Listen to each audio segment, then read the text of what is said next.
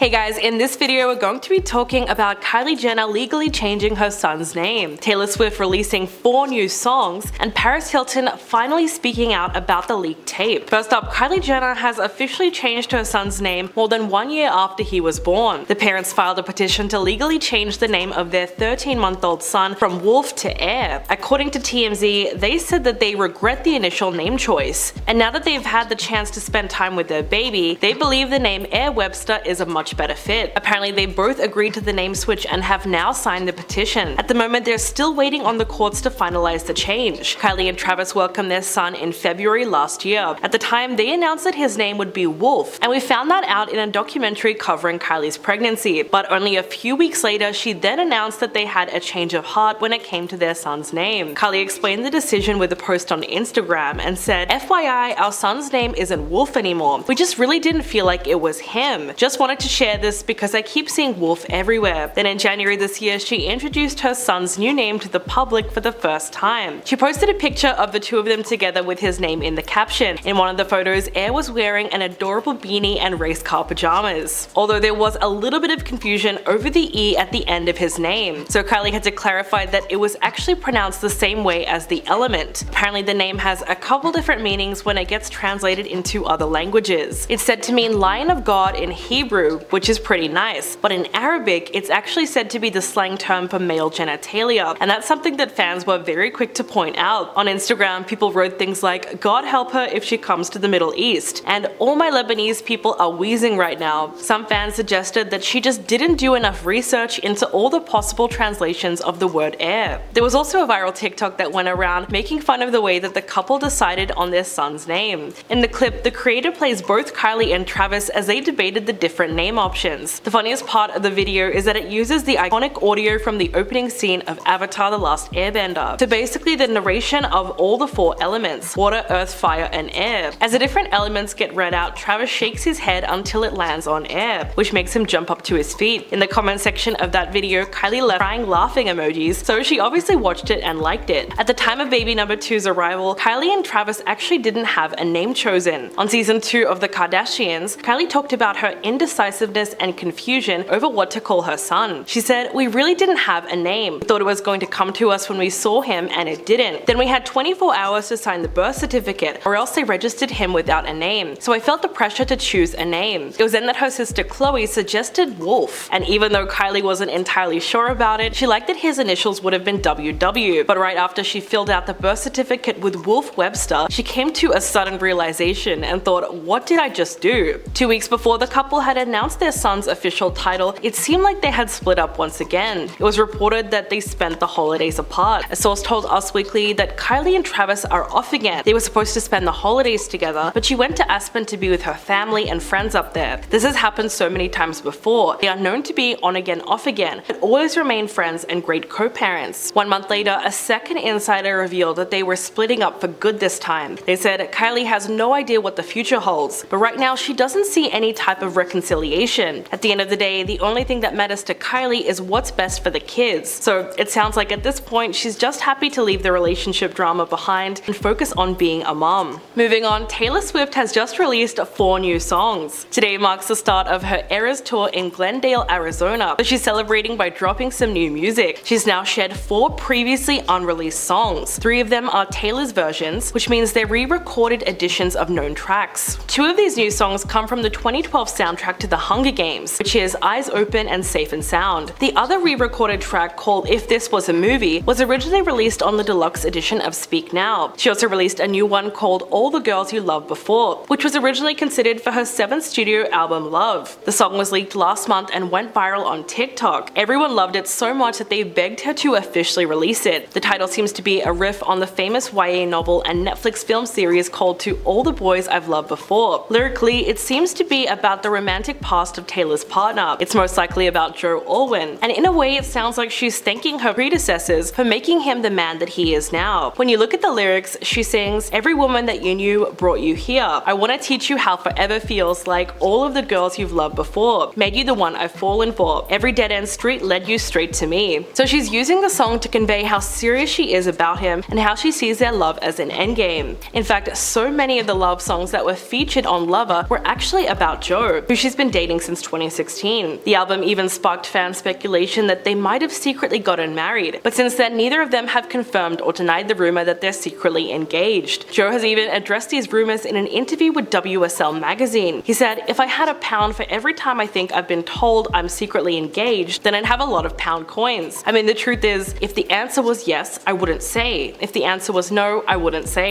For her part, Taylor addresses speculation in her song Lavender Haze. The track is filled with feminist symbolism and explores her feelings about being not only a woman in a heteronormative relationship, but also being famous on top of that. She sings about the never-ending speculation that she and Joe are engaged, secretly married, or planning to have children. In the lyrics, she says, "All they keep asking me is if I'm going to be your bride. The only kind of girl they see is a one night or a wife." This line is a direct reference to something called the Madonna complex. It describes the patriarchal idea that women can only be one of two stereotypes, a chaste maternal figure or a promiscuous object. But a lot of the speculation is coming from the fact that Taylor and Joe have been in a relationship for almost 7 years now. Yes, it's obviously very serious between them, but fans believe that this has to mean that they are planning for a future together. The public pressure for them to get married at this point must be ridiculous. It's so bad that Taylor has had to deny for almost as long as they've been together. She's previously said that they've had to ignore weird rumors and tabloid stuff in order to protect the real thing. She said, "I think a lot of people have to deal with this now, not just public figures, because we live in the era of social media. If the world finds out that you're in love with somebody, they're going to weigh in on it." Because Taylor writes a lot of love songs, you would think that talking about her love life is something that she's used to. But apart from expressing her emotions through music, she's actually a very private person. In 2019, she opened up to The Weekend magazine about why she kept her relationship with Joe under wraps. She said, "I've learned that if I do talk about it, people think it's up for discussion, and our relationship isn't up for discussion." As an example, she said, "If you and I were having a glass of wine right now, we would be talking about it, but it's just that it goes out into the world. That's where the boundary is, and that's where my life has become manageable. I really want to keep it feeling manageable." So as with most celebrities, she eventually realized that privacy is the only way to actually protect her relationship. And now Paris Hilton is speaking out and hoping to reclaim her voice from the media and the public. This week she released Paris the Memoir, and the revelations in it are seriously shocking. She opened up about what it was like for her growing up as a Hilton,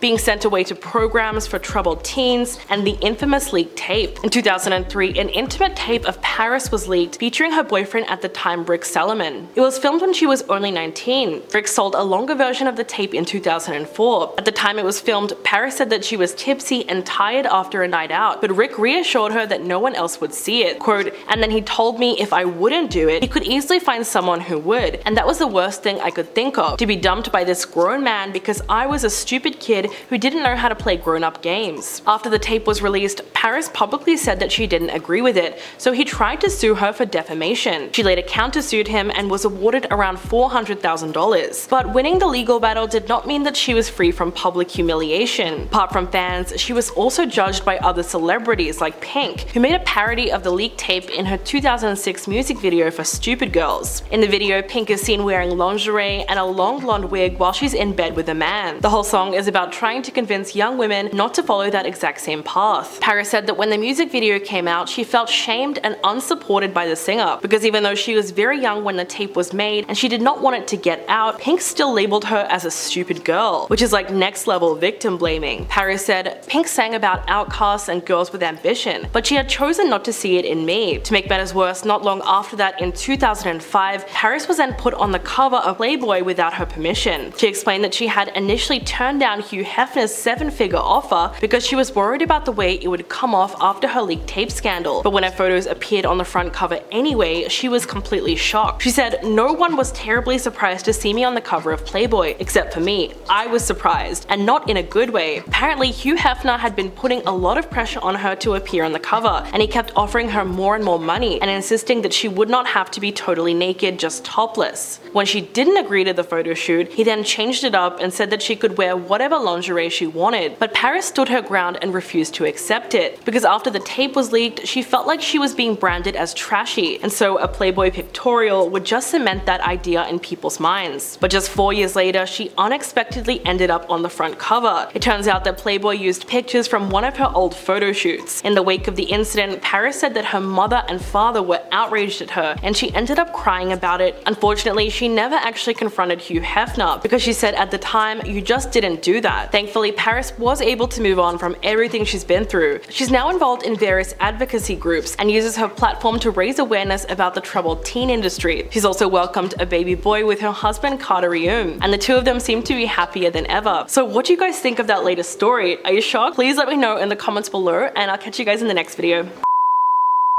They said that according to Teen Choice, and now they fit.